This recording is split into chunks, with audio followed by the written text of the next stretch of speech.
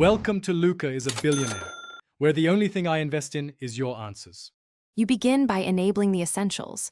Make sure your laptop's Wi-Fi adapter is switched on and drivers are current because outdated drivers block tethering. Once done, verify your internet source, Ethernet or another Wi-Fi, has a live connection since the hotspot shares that. Now open Settings and enable Mobile Hotspot. Choose a clear SSID and a strong password. You're doing this to establish a clean network baseline that prevents basic authentication or routing failures later. Next, configure connection sharing and security so devices can actually route traffic.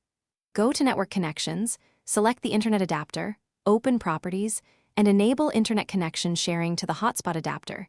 This implements the route table entries.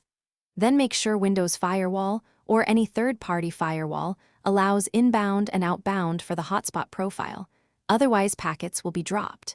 If your adapter supports hosted network or AP mode, enable it. That offers more stable bridging than add. Finally, test connectivity from a client device. Forget the network, reconnect, and confirm you get an IP and internet access. That verifies DHCP and routing. If a client fails, run ipconfig/release and ipconfig/renew on the laptop, restart the mobile hotspot service, and reboot both machines. Simple resets clear stale leases and locked sockets. If problems persist, update the Wi-Fi driver or reset network settings. These steps fix driver conflicts or corrupted configurations. Key tip: if nothing works, check firewall rules first. Most silent failures originate there.